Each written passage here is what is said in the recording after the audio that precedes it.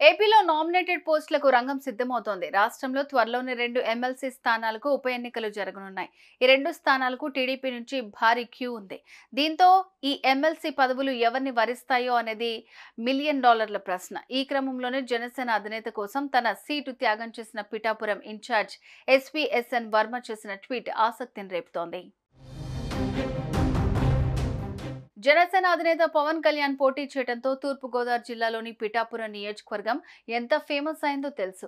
అయితే పిఠాపురంలో మాత్రం గట్టి ఫాలోయింగ్ ఉన్న నేత TDP in-charge SVSN Varma. Pawan Kalyan ఎప్పుడైతే పిఠాపురంలో పోటీ చేస్తా అని ప్రకటించారో అప్పటి నుంచి ఎస్వీఎస్ఎన్ వర్మకు దేశ రాజకీయాల్లో సైతం గుర్తింపు వచ్చింది. వర్మ తమ అధినేత చంద్రబాబు మాటకు కట్టుబడి తన సీటును త్యాగం చేసి మరీ పవన్ కళ్యాణ్ ను ఎన్నికల్లో గెలిపించేందుకు కష్టపడ్డారు. ఈ నేపథ్యంలో కూటమి ప్రభుత్వం అధికారంలోకి రావడంతో వర్మ ఎమ్మెల్సీ పదవి తెరపైకి వస్తోంది. శాసన మండలిలో ఖాళీగా ఉన్న 2 ఎమ్మెల్సీ పదవులను భర్తీ చేసేందుకు కూటమి ప్రభుత్వం సిద్ధమవుతోంది. సంఖ్యాబలం ప్రకారం చూస్తే ఈ 2 సీట్లు కూడా టీడీపీ సొంతమవుతాయని అర్థమవుతోంది. దీంతో టీడీపీలో వర్మతో పాటు మరికొందరు పేర్లను పరిశీలిస్తున్నారు.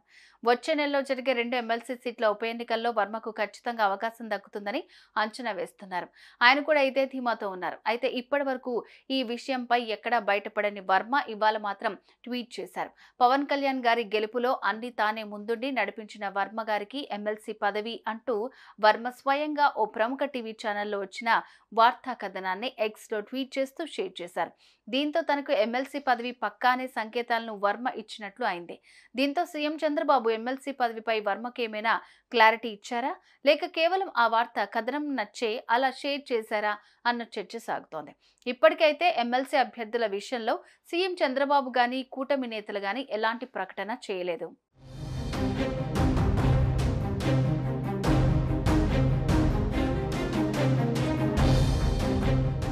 సుమన్ టీవీలో మీ పర్సనల్ అండ్ బిజినెస్ ప్రమోషన్స్ కోసం కింది నెంబర్కి కాంటాక్ట్ చేయండి.